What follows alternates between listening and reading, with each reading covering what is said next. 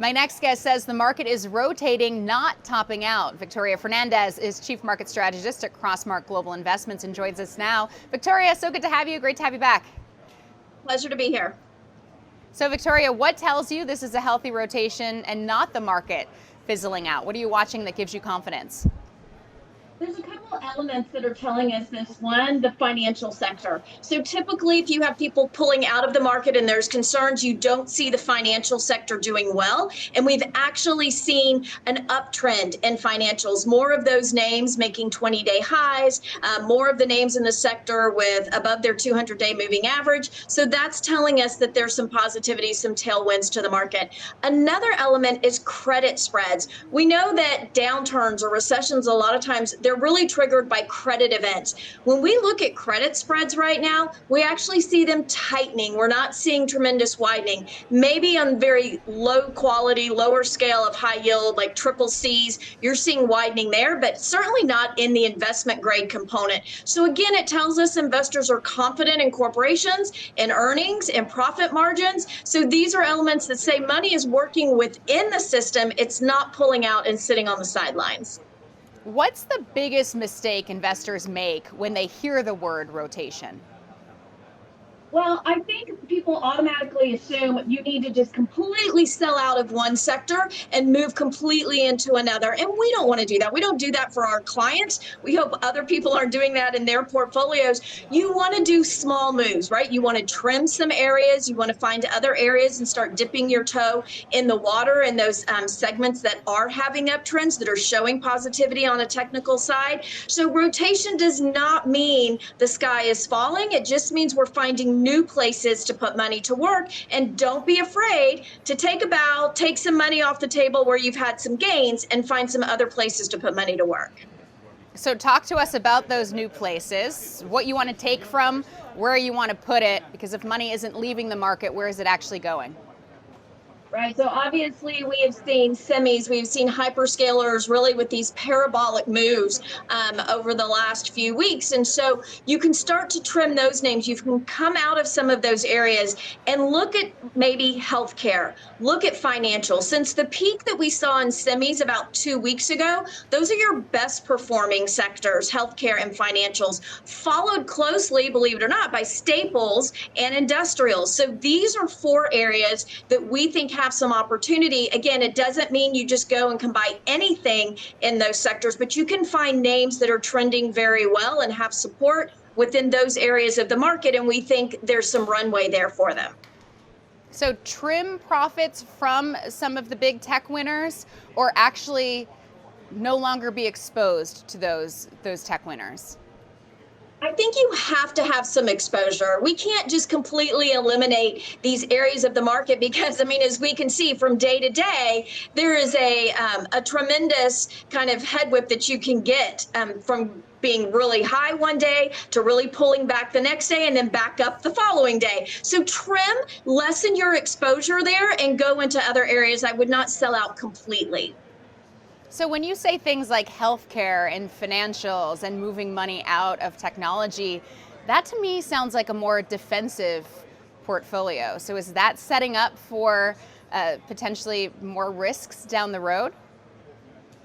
You know, I think there's some flags out there that maybe people are ignoring. And we've seen over the last few months, not just geopolitical, but we look at other elements within the consumer, right? We've seen how they've started to pull back. We've seen savings come down. We've seen consumer debt move higher.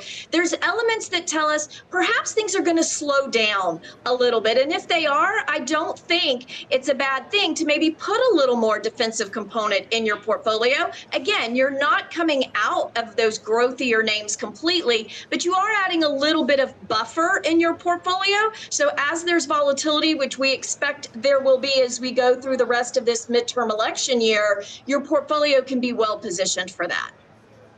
What are some of the biggest flags you're seeing in this market right now? I'm assuming you mean red flags.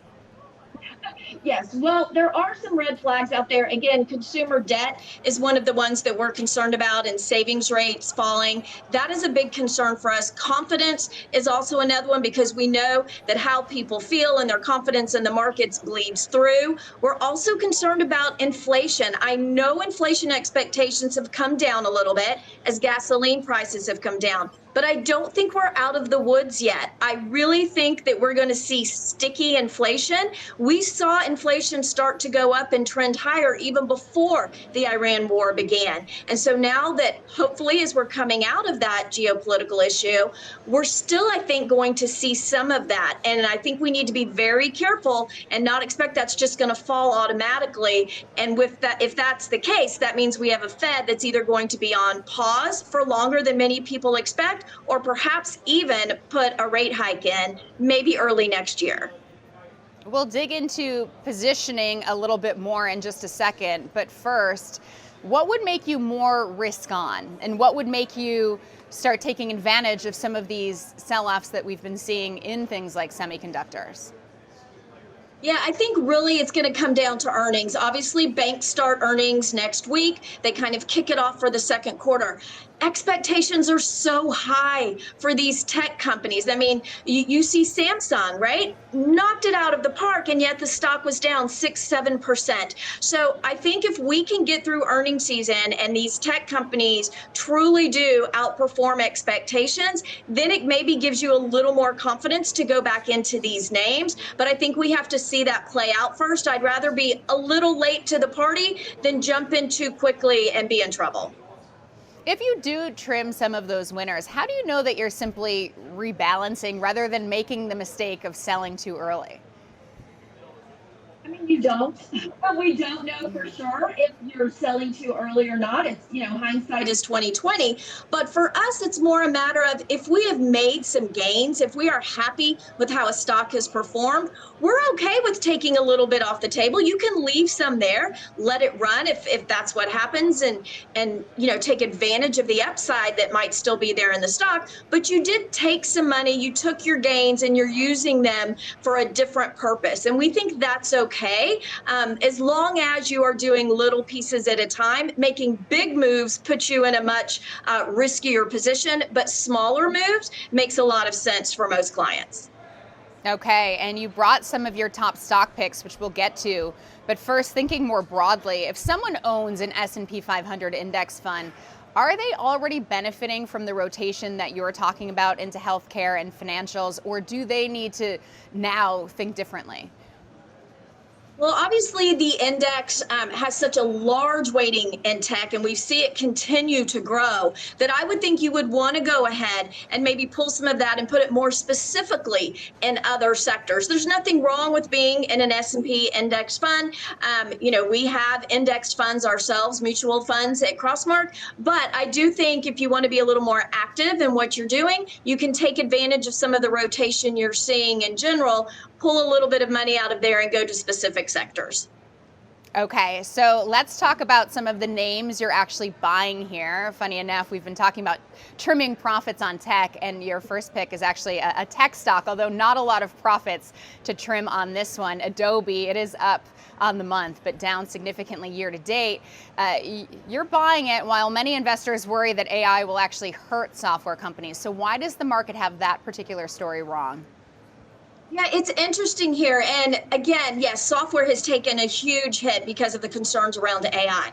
What we think Adobe is doing is they're actually saying, that's great. Bring AI in. We're going to partner up with AI in order to make the client experience even better. We're going to use AI to improve what we do, to make our capabilities stronger, to offer more things to our clients. So if they can capitalize on that, if they can make that transition from just being a software provider to coupling and providing even a better experience, then I think Adobe comes out a winner here. So I would put a little bit of a position here. Perhaps there's this upside that we think will come to fruition, and you'll be able to participate in that. So this is about Adobe being an AI winner, not just cheap. Exactly. You never want to just buy a stock because it's cheap, right? That usually is not a winning solution. But if you see upside and you see a management team that looks like it has a winning solution to use AI and improve itself, then I think you have an opportunity. You also like ASML, but it's already up about 60% year to date, over 100% over the past 1 year. Why do you think investors aren't too late to ASML? Yeah, it's an interesting dynamic because you're basically looking at a monopoly when it comes to lithography machines. I mean, you have to have their machines in order to make chips. You can't do it without them, and they're the only company that's making them. And so their backlog, it is a multi-year backlog. You look at earnings expectations for ASML, mid-20s in 2026 for this year, mid 30% growth in 2027. So they have this great expectations going forward. They have this backlog. They have a monopoly on the machines. And then in addition to that, think of service and maintenance and parts and all of the things that go along with these machines. There's just, I think, a very long runway for ASML to provide positive returns for your portfolio. So that's one of those buy it and hold it for years kind of stocks?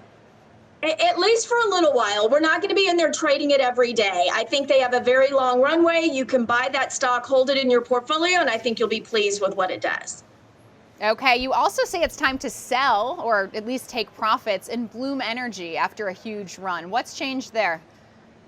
Well, it's exactly what you're saying, up almost 250% year to date. And again, this is an AI play, right? They make fuel cells for data centers. So obviously the AI component, the build out of all the data centers has really pushed this stock higher, really priced to perfection. And it was added into the Russell 1000 not too long ago. We know typically stocks pull back a little bit after they've been added to one of the benchmark indexes. So we just think this is one of those areas that we talked about already. Take some gains off the table. It's done well. You can leave some there for any continued run up in the stock, but it's a great source of funds that you can then implement in other areas. So if you sell Bloom, where do you put that money to stay invested in the AI story? Well, I think some of the names that we talked about, if you want to stay in AI, ASML is probably one of your better ones. Again, Adobe is a little bit trickier, but we do think there's opportunity there. But we talked a little bit earlier about those other sectors, healthcare, finance. I would actually put some of that money to work in those areas. All right, setting up your next pick nicely, that's Gilead. Healthcare hasn't gotten nearly as much attention as AI, of course. So talk to us about why you like Gilead from here. Yeah, this is a stock that we not only like the fundamentals, we like what the company does, right? They really have a huge give back component to the global community, and they are leaders in HIV. We know that, and there's a very high barrier to entry there. But what we've liked is they've really expanded their pipeline. They've done some acquisitions. So now they're broadening out into oncology, into liver disease. They have very strong free cash flow, very strong return on equities for their shareholders, and their profit margins are strong. I mean, you're up 20-30% on your profit margins. This is a company that you can put in your portfolio and hold as the healthcare sector is trending up. It should be a winner for you. Okay. And then there's Lloyd's Banking Group. Why buy a UK bank right now instead of sticking with some of the big US banks? Most people have exposure to the big banks here. I mean, we saw Bank of America break out. We've seen Morgan Stanley break out. But banks globally are very strong right now. You look at Lloyd's. I mean, this is a premier banking, both retail and commercial in the UK. We know that gilts are moving a little bit higher on the longer end of the curve for them. So that difference between where they lend and where they borrow is growing, and that's positive for banks. So that should be good for Lloyd's. And again, financials are just doing well across the board. So we think it's a good stock to have. And you're getting a little over a 3% dividend as well. It's a name we have in our global equity strategy. Okay, Victoria, I think this is a great time to transition to our rapid fire round. So quick questions, quick answers. Are you ready? Right. I'm ready. Let's go. Okay. We're going to start with your top 5 picks. If you could only own one of those names for the next 5 years, which would it be? ASML. Which is most likely to double first? Oh, goodness. Let's say Adobe. Which is most likely to survive an economic slowdown? Gilead. All right, broadening it out. Dow 53,000, nearing the top or just getting started? I'm saying nearing the top in the short run. Short run meaning between now and year end? Yes. 2026 returns, single digits or double digits? I know this makes me sound like a party pooper, but I'm going to say single digits. We've had some strong runs up till now. Second half winner, Dow or NASDAQ? Let's go with Dow. S&P or Russell? Russell's been doing great. I'm going to say Russell. More upside in the US or globally from here? I think we might see some catch up globally. Rotation, healthy or pricing in a slowdown? I think it's a healthy rotation. Like we said, people are going out of the market, they're rotating within the market. That should be healthy. Healthcare or AI in the second half? Well, I've been talking about healthcare, so I'm going to stick with the girl that I came with. We're going to say healthcare. Healthcare or financials? That's a tough one. I probably would go with financials with the breakouts that we've seen as of late. Mag 7, market laggards or leaders taking a breather? They're going to be laggards for a while. I'm not sure they come back and become leaders per se. They might do a little bit better, but I think they'll still be laggards as a whole. Mag 7 name you'd buy here? Maybe Amazon. Maybe because I get packages every single day at my house, but I'm going to go with Amazon. Mag 7 name you'd bet against here? Sorry, Elon, but I'm going to say Tesla. We just haven't seen a lot of great news come out of Tesla. SpaceX, now that it's in the NASDAQ, add or avoid? We actually are avoiding SpaceX right now, so that's going to be my game plan here. When would you add it? Well, we have value screens on our funds, and it fails our screens because of Grok and some of the issues associated with Grok, and pornography. So we are avoiding it completely right now. Okay, biggest risk to the rally, just quickly. Consumer pulling back. Best name to play defense in your portfolio? Let's go with a good staple, maybe like a Procter & Gamble. Consumer, losing momentum or rolling over? Losing momentum. I never bet against the consumer completely. And one word to describe how you're feeling about the market in the second half of the year? Cautious. Okay, Victoria Fernandez, thank you so much. Really appreciate you playing along and for bringing all of your picks. It's been fun. Thanks so much. If you enjoyed this Street Talk, check out our full interview with Darius Dale. He's completely avoiding the Mag 7 and explains what investors should be doing before a reset.